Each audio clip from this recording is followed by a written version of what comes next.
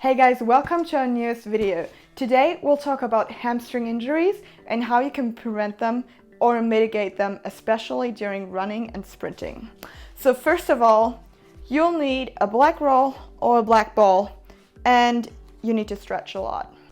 So the first exercise that I'm going to show you is simple as that. Just gonna go and bend down, and you go as far as your body allows you, and your goal is that you will be able to touch the hands on the floor. So you want to be able to touch your toes or to touch the ground. You can also do a split stretch, and then you feel it more on this side, and you really want to stretch out the hamstring. And then this is the best part.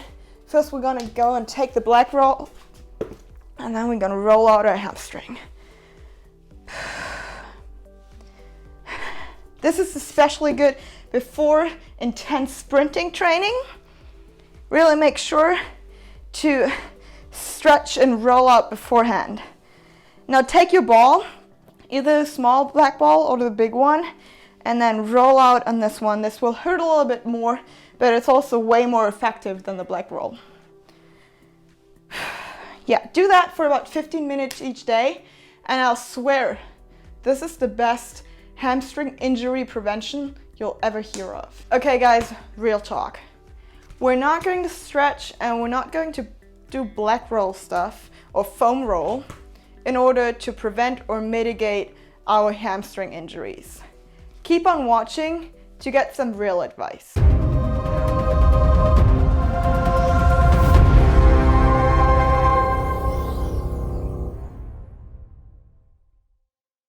Before we go into more detail, let's have a closer look at how these hamstring injuries, hamstring strains occur. In this video, you see a professional football player accelerates to high speed, and as he makes a quick turn, he pulls his hamstring. And in this video, you see Usain Bolt on his last run, and he pulls his hamstring right when he goes into the eccentric phase of his front leg, and this can happen very easily to any professional or semi-professional athlete. So now that you saw when the injury occurs, let's take a closer look at why they occur and what the function of the hamstring really is. Okay, so most likely you get a hamstring strain during an explosive start when you start running. So in this position, when the hamstring is in a lengthened position here, or when you just pull your knee, so you flex your knee as you go forward, as you pull your knee high, and during that flex position, also in the shortened position of the hamstring is weak, there the injury can occur. Or in the eccentric phase of the front leg, of this leg coming to the ground, and here at the eccentric phase there's the most force in the hamstring, and there's also a possibility that you get a hamstring strain in this position.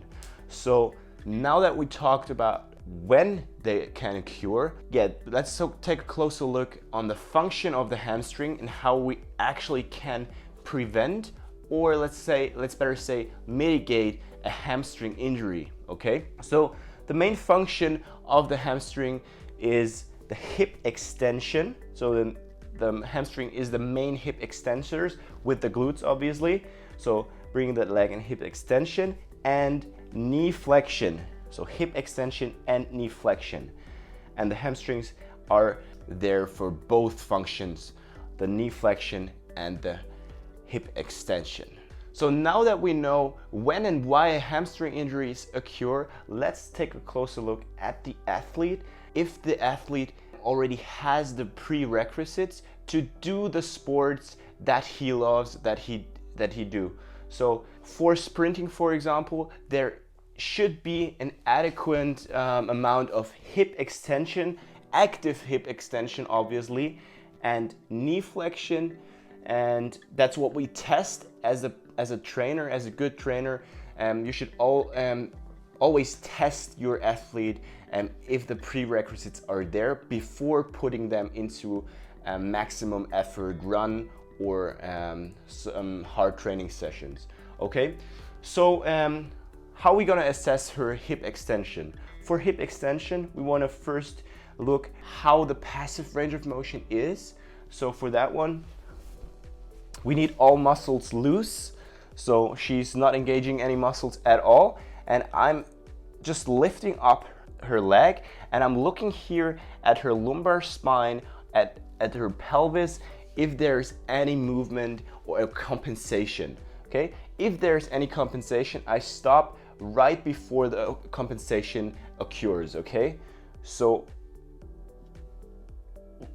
right, if I go here, the lumbar spine is going into extension, right around here, I would say. So I'll take that angle, write it down as her passive end range, and now what I'm gonna do is I'm gonna ask her to actively go in hip extension, and that's how we test hip extension actively, okay? So lift your leg up, and I'm gonna look at the same stuff.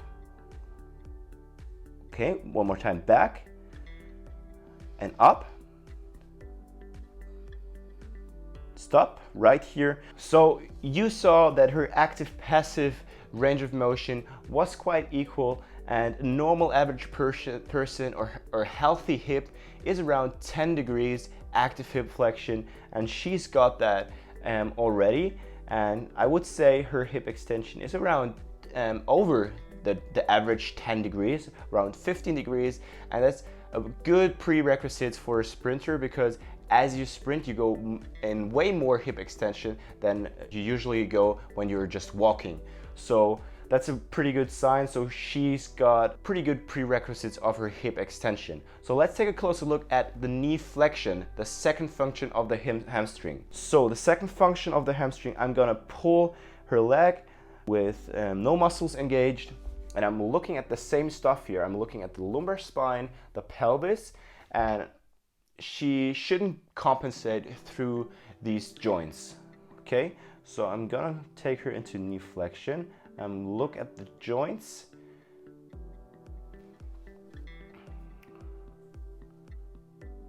Pretty good there. No compensation at all. So pretty good passive knee flexion, okay? Remember that. So I'm gonna ask her to actively go into knee flexion, okay?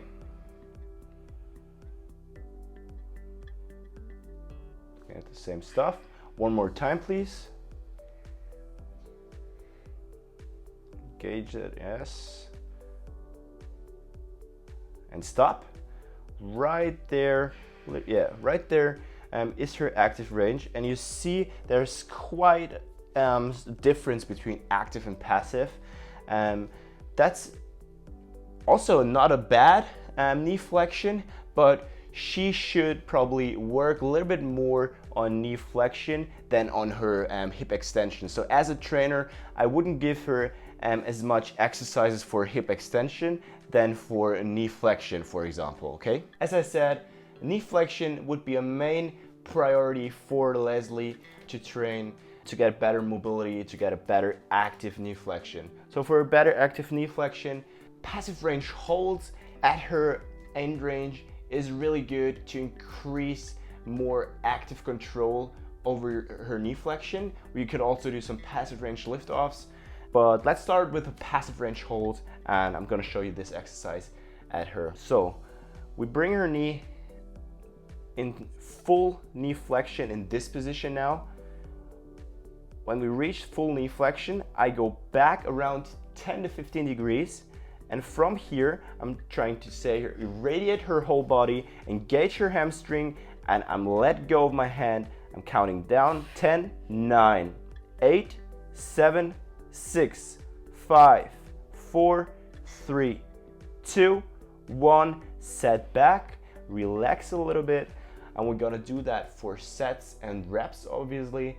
And the amount of time we do the isometric hold is really important. So obviously, first, if you're new to passive range hold, you don't want to do long hold times.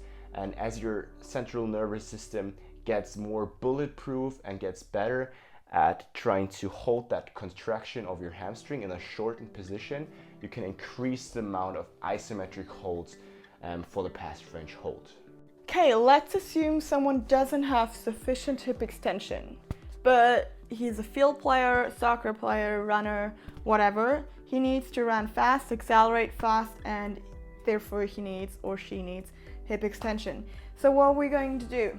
We're staying in this prone lying position, and then I'm just gonna look at where is his end range of motion passively.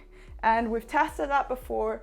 We know where the end range is. We know, okay, there isn't moving anything when I put a yoga block underneath him like this. And you want to make sure that it's like on around the knee so the knee doesn't bend. And then I know, okay, can you lift off from there? He's still able to lift off. So what I'm going to do is I'm gonna elevate it even further. If this is too much, I'm just gonna take a book or something. And then there's still nothing happening here. So this is where I'm going to ask him to stay in this position for around 2 minutes, 1.5 to 2 minutes. And then after those 1.5 minutes, I ask him to irradiate, because we're going for pails and rails. So I'm asking him to irradiate, build tension in his body, tighten his core, tighten his quads, everything in his body is under tension. And then he's slowly starting to put pressure into the yoga blocks. That's a pails contraction. So we're pushing into the blocks for 15 seconds as hard as he can. And then after 15 seconds, we immediately go for a rails contraction. So then he's trying to actively lift off. This is when he engages all of the posterior chain. So his glutes, his hamstrings, everything is engaged, trying to lift off, getting into more hip extension. Make sure the knee stays straight. And then after those pails and rails, we're going for another minute of the stretch, followed by another 15 seconds pails and a 15 seconds rails. If this is too much at the beginning, if you don't feel comfortable going for 2 sets of pails and rails, go for 1 set first, take a break, then go for the second one. But the more often you do it, you can even go for a third one, the more often you do it, the better you get at it. But you give 100% maximum and the safest maximum effort that you can. So therefore, obviously, you won't be able to go for 100 sets and reps of these. So early on, Jan mentioned the eccentric phase, in which the hamstring is under a lot of pressure and contraction. So in order to prevent injuries in this phase of the run, basically, or of the stride, when you go for a kinetic stretch.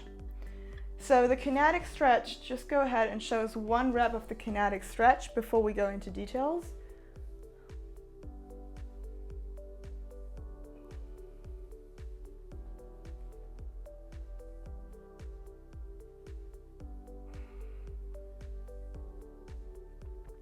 So as we see, the kinetic stretch is basically a controlled lengthening and shortening of the knee, or like basically knee extension and knee flexion.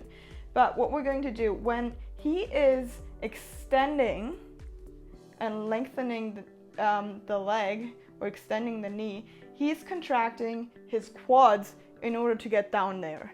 And this is what we're doing in a sprint. So in this part of the stride, we're going into hip flexion and then we're extending the knee, and this is where injuries can happen in the hamstring. So this is what we're looking for here. We're contracting the quad.